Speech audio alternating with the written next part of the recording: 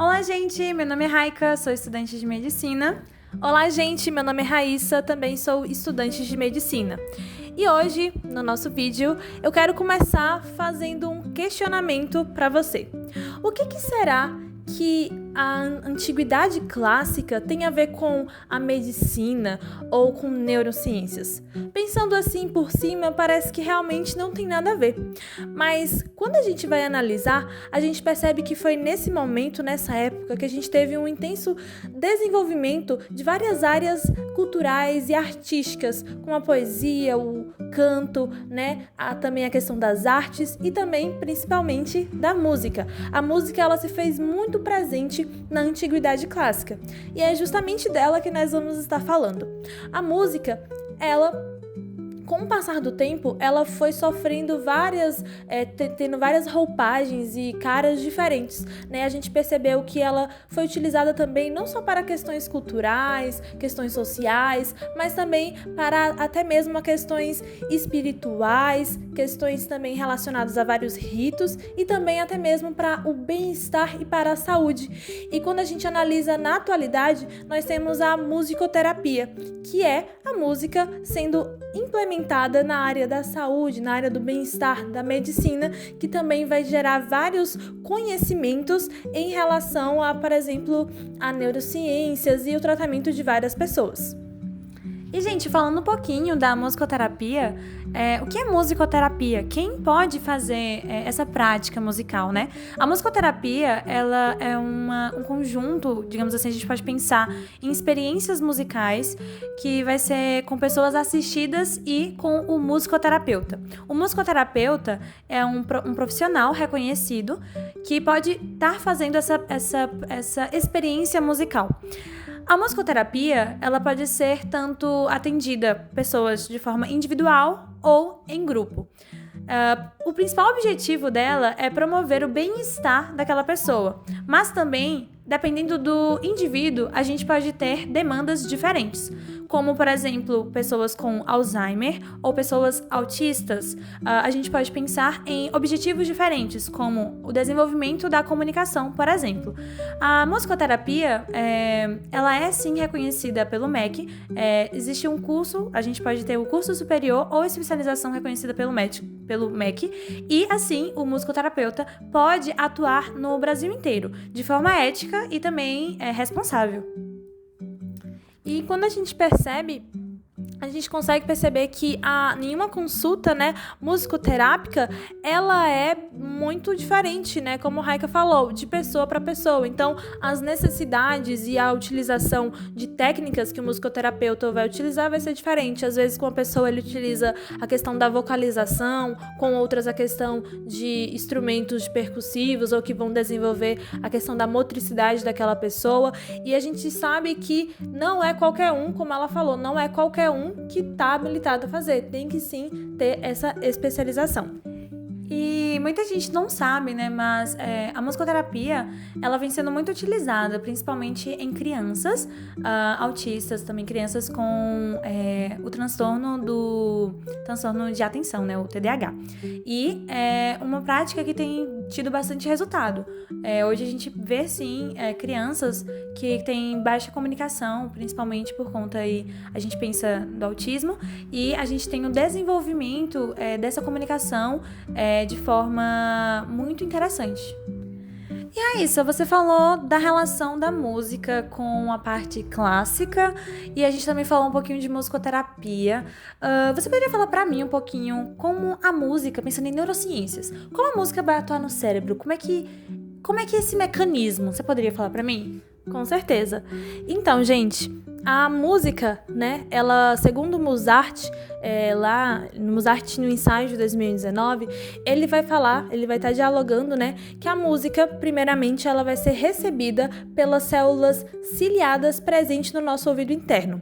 Depois, ela vai ser convertida em sinais elétricos por meio do nervo auditivo e, posteriormente, esse sinal ele vai ser transmitido para centros do tronco encefálico e, por fim, para a área auditiva primária. E o que seria essa área auditiva primária. Essa área auditiva primária, ela vai ser importante para a decodificação da altura, então quando é muito agudo ou quando é muito grave, do timbre, se é uma voz, se é um violino, se é um trompete, um violão. Uma voz de um homem ou uma voz de uma mulher. Exatamente. E também do contorno e do ritmo dessa música, se é um samba ou se é uma música melódica mais triste, digamos assim, um ritmo mais lento, digamos assim. Em seguida, a gente vai ter, né, chegou naquela área de cerebral, de auditiva primária, que essa área vai fazer essa decodificação, ela vai estar localizada lá no lobo temporal, o chamado córtex auditivo. Aí depois a gente vai ter a emissão, né, de vários sinais de ida e de volta.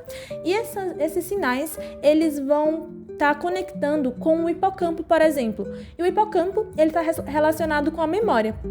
E o que seria então a memória?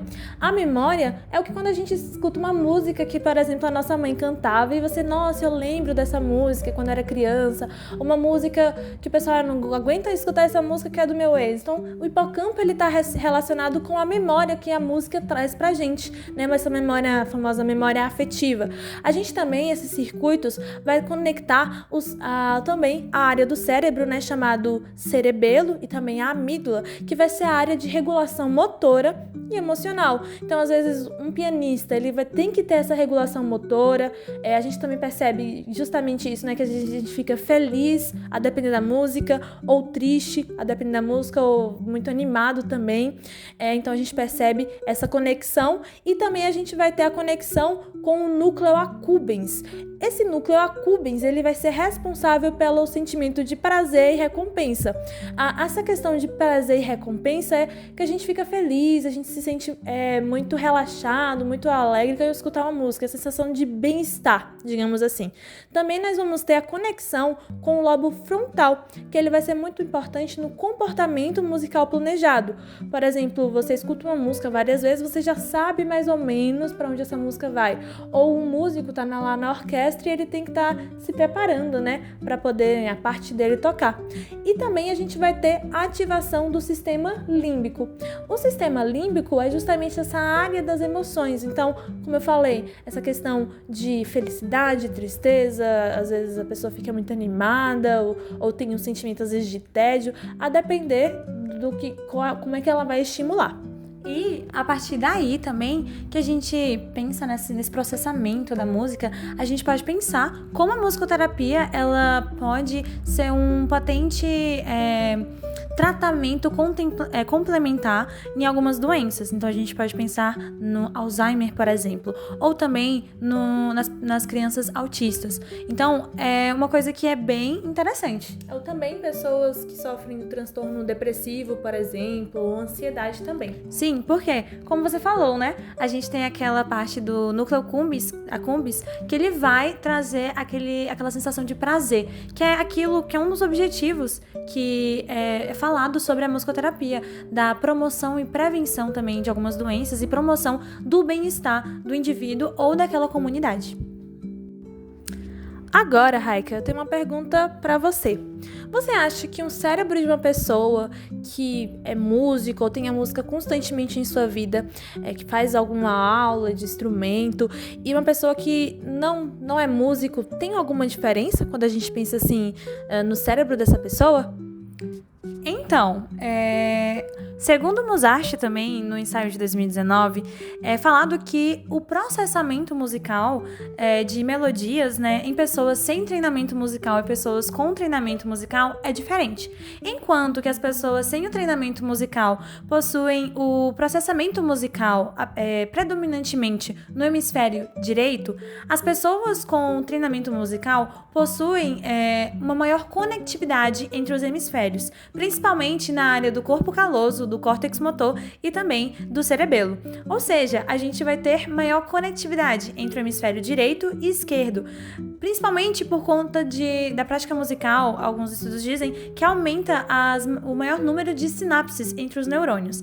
Isso é bem interessante, porque, como a gente sabe, o hemisfério esquerdo ele é responsável também pela parte linguística. Então, a música pode ser um potencializador, dependendo aí da técnica que a gente utiliza, o musicoterapeuta utiliza pesquisa, pode ser um potencializador no desenvolvimento da fala de crianças, com, por exemplo, crianças com autismo. E a gente pode pensar também na música, não só como um todo, no neurodesenvolvimento cognitivo e também emocional de crianças. A gente pensa que a música, ela tem, como foi falado, o sistema límbico, ele é muito importante para a parte emocional. A gente escuta aquela música que a gente lembra da nossa mãe, a gente escuta aquela música que a gente lembra de alguma fase da nossa vida. Então, muitas músicas são emocionalmente carregadas e podem facilitar o tratamento de crianças autistas, em que o desenvolvimento de laços se torna um pouco mais difícil em comparação a crianças típicas, entre assim os seus familiares e também os seus cuidadores. Então, sim, o processamento e também até a gente pode dizer até anatomicamente de um músico e o não músico, a gente pode pensar que é diferente. Então a gente pode também pensar que o cérebro do músico ele tem maior neuroplasticidade, maior conexão, maior produção de neurônios, sim, correto? E, gente, quando a gente pensa na musicoterapia no contexto nacional, a gente precisa se lembrar que sim, ela é reconhecida. Nós tivemos, a política, de práticas integrativas em saúde, que é as famosas PICs, ela foi adicionada à musicoterapia no ano de 2017 e foi reconhecida pelo Ministério da Saúde. Então, sim, a musicoterapia, ela é reconhecida, é uma prática integrativa complementar em saúde, É uma prática integrativa complementar em saúde que traz benefícios e a gente consegue perceber que cada dia mais, vai evoluindo. E você, já sabia o que é musicoterapia e os seus benefícios? Conta pra gente!